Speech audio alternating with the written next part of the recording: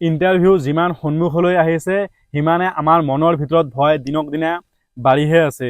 বহুত ক্ষেত্ৰত এনেকুৱা দেখা যায় যে কিছুমান ল'ৰা যেতিয়া ফিল্ডত প্ৰেক্টিছ কৰি থাকে ইহঁতৰ ৰানিং টাইমিংটো বহুত ধুনীয়া, আৰু যিদিনাখন ইহঁতে ইণ্টাৰভিউ দিব যায় সেই ইণ্টাৰভিউৰ দিনা ইহঁতে ভয় খাই ৰানিং কৰাৰ কাৰণে ইহঁতৰ ৰানিং টাইমিংটো বহুত বেছি লাগে আৰু ভাল এটা মাৰ্ক আনিব নোৱাৰে। কিন্তু আৰু এটা ক্ষেত্ৰত দেখা যায় যে কিছুমান ল'ৰা ফিল্ডত যেতিয়া ৰানিং কৰে তেতিয়া ইহঁতৰ ৰানিং টাইমিংটো ইমানো ভাল নহয়, কিন্তু যিদিনাখন ইহঁতে ইণ্টাৰভিউ দিব যায় ইহঁতে ভয় নাখায় ফুল এটা জোচত ৰানিং কৰে। সেই জোচত এটা ৰানিং কৰাৰ ফলত ইহঁতৰ ৰানিং টাইমিংটো বহুত ভাল হয় আৰু বহুত ধুনীয়া এটা মাৰ্ক লৈ আহিব পাৰে। নিশ্চয় সকলোৰে ফিল্ডত তেনেকুৱা ঘটনা হৈছে আগৰবাৰ ইণ্টাৰভিউত। কাৰণ ভয় এনেকুৱা এটা বস্তু, ভয় আপোনাক আপোনাৰ ভিতৰৰ পৰা একেবাৰে খোকলা কৰি পেলাই দিব। আপোনাৰ ভিতৰত ৰানিং কৰাৰ কাৰণে যিমানে ষ্টেমিনা নাথাকক কিয়, যিমানে পাৱাৰ নাথাকক কিয়, আপোনাৰ ভিতৰত যদি এবাৰ ভয় সোমাই গৈছে তেতিয়াহ'লে আপোনাক ৰানিং কৰাৰ সময়ত এই ভয়ে কেতিয়াও এই ষ্টেমিনা আৰু সেই পাৱাৰখিনি আপোনাক এপ্লাই কৰিবলৈ নিদিব।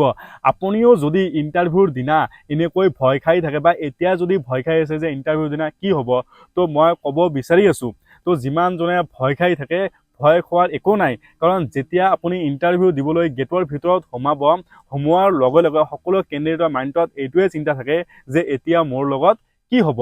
তো এতিয়া আপোনাৰ লগত কি হ'ব আপোনাক শিকাই দিয়াৰ কাৰণে তাত হাজাৰ হাজাৰ পুলিচৰ কৰ্মচাৰীয়ে, পুলিচ অফিচাৰে আপোনাক গাইড কৰাৰ কাৰণে তাত থিয় হৈ থাকিব যে এতিয়া আপোনাৰ এইটো হ'ব, এতিয়া আপোনাক এইটো কৰিব লাগিব বা এতিয়া আপোনাক এইটো কৰিব নালাগে।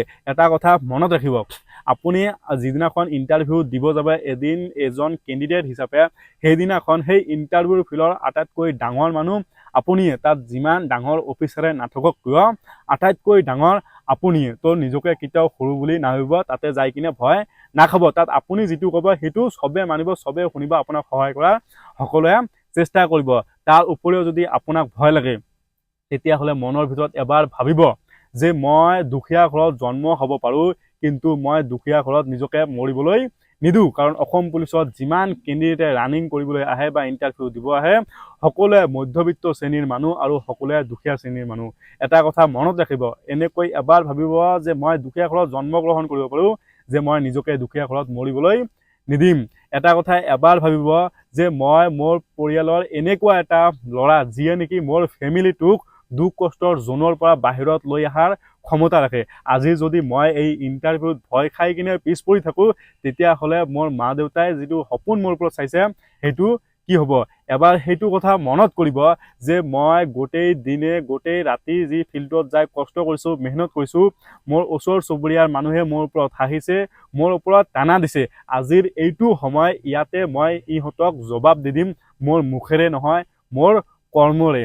এটা কথা সেইটো সময়ত মন কৰিব যে এইটো চাকৰিত মই কিহৰ কাৰণে এপ্লাই কৰিছোঁ, এইটো চাকৰিত মোক কিয় লাগে বা এইটো চাকৰিৰ কাৰণে মোৰ মা দেউতাই কিমান আশা কৰি মোক ইণ্টাৰভিউ দিবলৈ পঠাই দিছে। এইটো কেতিয়াও নাভাবিব যে মোৰ ফিল্ডত বেছি টাইমিং লাগিছে, মই নোৱাৰিম, মোৰ এইটোত অসুবিধা আছে, মই নোৱাৰিম। তেতিয়া একো নাভাবিব।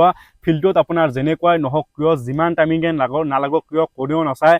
আপুনি ইণ্টাৰভিউত যিটো দেখাব পাৰিব সেইটোৱে আপোনাৰ গোটেই লাইফ থাকি যাব। আপুনি যদি ইণ্টাৰভিউত ভাল ৰিজাল্ট কৰিব পাৰে সেইটোৱে গোটেই লাইফ আপোনাৰ লগত থাকি যাব। এটা কথা এবাৰ ভাবিব, আজি যদি মই মোৰ গোটেই পাৱাৰ ইউজ কৰি যদি ৰানিং কৰিব নোৱাৰোঁ তো আজি মোৰ এই লগৰ কেইটাৰ মাজতে এনেকুৱা এজন ল'ৰা থিয় হৈ আছে যোনে নেকি আজি ভালকে ৰানিং কৰাৰ পিছত, চাকৰি পোৱাৰ পিছত মোৰে গাৰ্লফ্ৰেণ্ডক বিয়া পাতি লৈ যাব, মই চাই থাকিব লাগিব। এনেকুৱা আপোনাৰ লাইফত হ'বলৈ নিদিব যে বুঢ়া হোৱাৰ পিছত আপুনি বেলেগক কাহিনী শুনাব যে এডমিট কাৰ্ডখন মোৰ হাতত আছিল, ৰানিং ট্ৰেকটো মোৰ সন্মুখত আছিল, মই যদি অকণমান কষ্ট কৰি যদি স্পীড দাউৰিলোঁ হয় তেতিয়াহ'লে আজিও মোৰ জীৱনটো কিবা বেলেগ হৈ থাকিলে হয়। এইটো পৰিস্থিতি আপোনাৰ লাইফত আনিবলৈ নিদিব। যেতিয়া আপোনালোকে ৰানিং কৰিব তেতিয়া এইটো এটা কথা মনত ৰাখিব যে মই মোৰ ভিতৰত যিমানখিনি পাৱাৰ আছে সেই সকলোখিনি লগাই দিম, হয়তো মই ইয়াতে মৰি যাম নহ'লে ৰানিং পাছ কৰিম। তাতে এটা কথা কেতিয়াও নাভাবিব যে মই নোৱাৰিম। কাৰণ আপোনালোকে যদি এবাৰ ভাবিছে যে মই নোৱাৰিম, তাৰপিছত আপুনি হাজাৰ চেষ্টা কৰিলে আৰু নোৱাৰে। কাৰণ এবাৰ যদি ভয়ৰ ভিতৰত সোমাই গৈছে এইটো আৰু ওলাই নাযায়। আজিৰ ডেটত যিমানজন মানুহে আনচাকচেছফুল হৈ আছে তাৰ সকলোৰে এটা কমন কাৰণ হৈছে ভয়। সিহঁতৰ সকলোৰে লাইফত এনেকুৱা এটা সময় আহিছে যিটো পৰিস্থিতিত নেকি এনেকুৱা এটা ডিচিশ্যন ল'ব লগা হৈছে যে এইটো মই কৰিব পাৰিম নে নোৱাৰিম।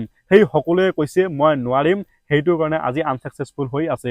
সকলোৰে লাইফত এনেকুৱা এটা পৰিস্থিতি আহিছে যে মই এইটো ৰিস্ক ল'ম নে নল'ম, যোনে লোৱা নাই সিয়ে আজি আনচাকচেছফুল হৈ আছে। কাৰণ ভয়টোক মনৰ পৰা দূৰ কৰি দিয়ক, তাত ভয় খোৱাৰ একো কাৰণ নাই।